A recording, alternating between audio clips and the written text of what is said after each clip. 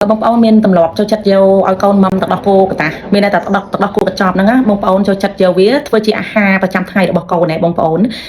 ដោយសារអ្នកខ្ញុំហ្នឹងគឺគាត់សម្គាល់ឃើញច្រើនគាត់សម្គាល់ឃើញទៅលើក្មេងជាច្រើនដែលគាត់បានទទួលទានទឹកដោះគោដូចថាពេលខ្លះគាត់ដល់អាយុផ្ដាច់ដោះចាអ្នកខ្លះអត់តាន់អាយុផ្ដាច់ដោះផងបងប្អូនមិនតាន់បានមកខូបជាងអីផងបានត្រឹមតែ7 8ខែហ្នឹងណានៅនឹងជីដូននៅនឹងអីចឹងទៅគាត់ឲ្យបៅទឹកដោះគោកតាហ្នឹងធ្វើជាអាហារប្រចាំថ្ងៃរបស់កូនតូចហ្នឹងតែម្ដងមានន័យថាគាត់ឲ្យបៅទាំងព្រឹកទាំងយប់អីចឹងណាពេលព្រឹកមកដល់ល្ងាចចឹងមកយូរចាអាហ្នឹងជួបជាក់ស្ដែងចាជួបជាក់ស្ដែងសារគាត់ទៅមកពីចៅគាត់ឈឺមកពីគុណធបុប្ផាចាហើយទៅយើងមកពីកូនរបស់យើងហ្នឹងគ្រុនឈាមដែរនៅគុណធបុប្ផាដែរយើងជិះឡានមកជួបគាត់ដល់ជួបយើងសួរនាំលេងអញ្ចឹងហើយធម្មតាមនុស្សអង្គុយជិតគ្នាតែសួរនាំលេងហើយអញ្ចឹងគាត់ប្រាប់ខ្ញុំគាត់ថាចៅគាត់អត់ញ៉ាំបាយទេគាត់សួរខ្ញុំថាអ្នកគ្រូធ្វើម៉េចឲ្យកូននឹងរីកសាច់ឲ្យកូននឹងវាធំណាដោយសារកូនហ្នឹងគីឡូបាន8គីឡូឯងបងប្អូនចាមកខួប7ខែបងប្អូនកើតថ្ងៃ1ខែ1 2025ដូចកូននាងខ្ញុំបេះបាត់ជាមួយនឹងកូនខ្ញុំក្រោយកូនខ្ញុំ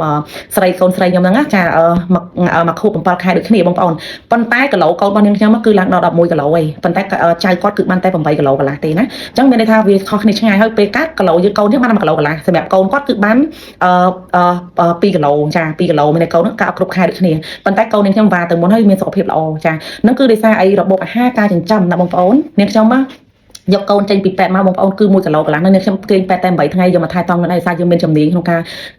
រថែទាំក្មេងថែទាំទារកដោយសារយើងជាឈ្មោះបងប្អូនដាក់វាម្ដាយកូនការូមានន័យថាកដៅផ្ដល់ភាពកក់ក្ដៅដល់កូនស្បែកប៉ះស្បែកចាហើយនិយាយគឺថែទាំដល់បើនិយាយពីលំអិតពីរឿងការថែទាំក្មេងតូចហ្នឹងទៀតណាវាកាន់តែវែងឆ្ងាយអញ្ចឹងគាត់ចង់ប្រាប់បងប្អូនថាការ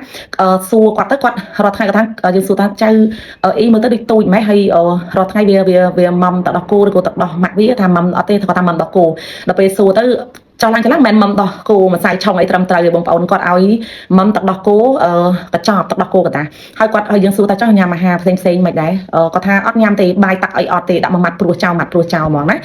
គឺគាត់យកទឹកដោះគោក្រដាស់ធ្វើជាទឹកដោះគោប្រចាំទឹកអាហារប្រចាំជីវិតចៅតែម្ដងណាបងប្អូនហានិភ័យមែនតើណាបងប្អូននឹងឲ្យមិនមែនតែគាត់ទេខ្ញុំគាត់ចំណាំឃើញច្រើនហើយឃើញអ្នកដែលគាត់ផ្ញើកូនទៅនឹងយាយចាឲ្យចាំបាច់ឲ្យឬមួយក៏គាត់ជាម៉ាក់ខ្លួនឯងនឹងក៏ដោយពេលខ្លះគឺគាត់អនុវត្តខុសចាកូនអត់ញ៉ាំបាយអត់ញ៉ាំអីទេគាត់ឲ្យញ៉ាំអាហ្នឹងជាអាហាររូបត្ថម្ភសម្រាប់កូនមានតែគាត់ញ៉ាំបងប្អូនហ្នឹងឯងមួយថ្ងៃវល់ល្ងាចមួយយូរកន្លះអ្នកខ្លះហ្នឹងនិយាយជាការពិតអត់ពលឺអត់ប្រខូចទេចាពេលយប់មួយយូរហើយហ្នឹងបើចៅរបស់គាត់និយាយហ្នឹងគឺគាត់ប្រាប់យើងថាមួយថ្ងៃមួយយូរពីយប់មួយយូរទៀតមានន័យថាកូននឹងដឹងខ្លួនស្មានណាគឺដាក់ក្នុងកំប៉ុងឲ្យបើចាដាក់ក្នុងកំប៉ុងដោះគោឲ្យបើអញ្ចឹងណាអញ្ចឹងគាត់យល់ច្រឡំថាទឹកដោះគោហ្នឹងគឺមានសារធាតុចិញ្ចឹមដូចទៅនឹងទឹកដោះគោម្សៅដែរអត់ដូចគ្នាទេបងប្អូនត្រូវគិតអញ្ចេះទឹកដោះគោម្សៅដោយសារម៉ាក់ខ្លះគាត់ធ្វើការឆ្ងាយចាអ្នកខ្លះគាត់មានទឹកដោះឬអីគាត់អត់មានជំរឿទី1ទេជំរឿទី1ទឹកដោះត្រូវទឹកដោះយើងតែជំរឿទី2គឺទឹកដោះគោចាហើយទឹកដោះគោការផលិតណាគឺគេត្រូវតែមានប្រព័ន្ធស្តង់ដារគេផលិតដើម្បីចិញ្ចឹមក្មេងចាគឺមានសារធាតុអាហាររូបត្ថម្ភនៅក្នុងហ្នឹងគឺក្មេងគឺអាចទទួលទឹកដោះគោនឹងបានដោយចំនួនចាចំនួនការមានន័យថាក្មេងជញ្ជក់បៅដើម្បីរស់មែនទេចាអញ្ចឹងដូចគ្នាចាហើយទឹកដោះគោហ្នឹងគឺសម្រាប់បើយើងប្រៀបធៀបថាមនុស្សធំណាប្រៀបធៀបមនុស្សធំទឹកដោះគោម្សៅដូចជាបាយដែលយើងញ៉ាំចាមានន័យយើងដូចជាយើងញ៉ាំបាយញ៉ាំអាហារផ្សេងដែលមានវីតាមីនរ៉ែចម្រុះអីចឹងមកចានឹងមានន័យថាអញ្ចឹងចំណែកឯទឹកដោះគោក្រដាស់ណាទឹកដោះគោក្រដាស់ហ្នឹងគឺប្រៀបធៀបដូចជាបង្អែមដែលយើងញ៉ាំពីក្រោយបាយមានន័យថាបងប្អូនញ៉ាំបង្អែមចាហ្នឹងវាជាបង្អែមយើងនិយាយជាបង្អែមចោះសារធាតុចិញ្ចឹមគឺអាចយកមកប្រៀបជាមួយនឹងទឹកដោះម្ដាយឬក៏ទឹកដោះគោម្សៅយើងអាចយកវាមកធ្វើជាទឹកដោះគោប្រចាំជីវិតហើយឲ្យកូនញ៉ាំបាយជំនួសញ៉ាំអានឹងជំនួសញ៉ាំបាយគឺអត់ទេណាបងប្អូនធ្វើខុសមែនតែនហើយច្រើនមែនតែនគាត់ជ្រើសរើសយកការចិញ្ចឹមកូនការឲ្យមុំហ្នឹងយកទឹកដោះគោកណ្ដាស់ហ្នឹងមានន័យគាត់ឆុងឲ្យញ៉ាំមិនឆុងទេគាត់ដាក់ចូលក្នុងដបអីហ្នឹងអ្នកខ្លះលាយតាក់លាយអីចឹងទៅឲ្យញ៉ាំអីចឹងណាឲ្យបន្ថយជាតិសាបឲ្យសាបអីចឹងតែបងប្អូនត្រូវដឹងចេះណាមួយថ្ងៃវល់ល្ងាចមួយយូរជប់មួយយូរបងប្អូនត្រូវដឹងហើយទឹកដោះគោនឹងផ្អែមដែរមិនមែនអត់ផ្អែមទេមិនមែនសាបឈឹងអីទេគឺឡែមអន់បំផុតក៏ឡែមបងប្អូនសាកយកទឹកធម្មតារបស់យើងឲ្យបងប្អូនយកស្ករសូទៅចាក់ក្នុងទឹកណាយកស្ករសូទៅដាក់ក្នុងទឹកណាទឹកក្នុងយើងមិននិយាយច្រើនទេកញ្ចប់វាប៉ុណ្ណាបងប្អូនដាក់ទឹកប៉ុណ្ណឹងដែរហើយបងប្អូនដាក់ស្ករសូមើលអន់បំផុតក៏មួយស្លាបព្រាឬក៏មួយស្លាបព្រាកន្លះដែរអញ្ចឹងបងប្អូនត្រូវគុណចេះវិញថាក្នុងមួយ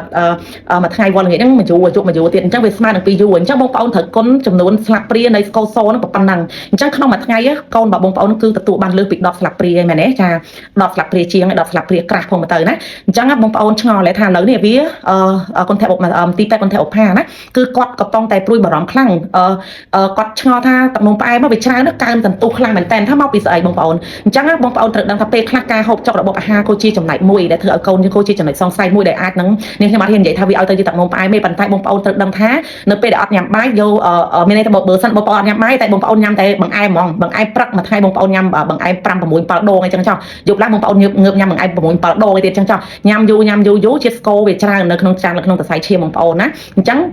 ត្រូវយកទឹកនោមផ្អែមចេញពីអីចាក់ទឹកនោមផ្អែមគឺចេញដោយសារតែលំពេងរបស់យើងនេះវាខូចមុខងារលំពេងគឺចេញមកអាំងស៊ីលីនដើម្បីទៅទាញយកជាតិស្ករពីក្នុងសរសៃឈាមយកមកប្រើចាប៉ុន្តែនៅពេលដែលយើងញ៉ាំស្ករស្ទួនជារៀងរាល់ថ្ងៃបងប្អូនសូមបងប្អូនត្រូវប្រុងប្រយ័ត្នមែនតើណាចាគឺអាច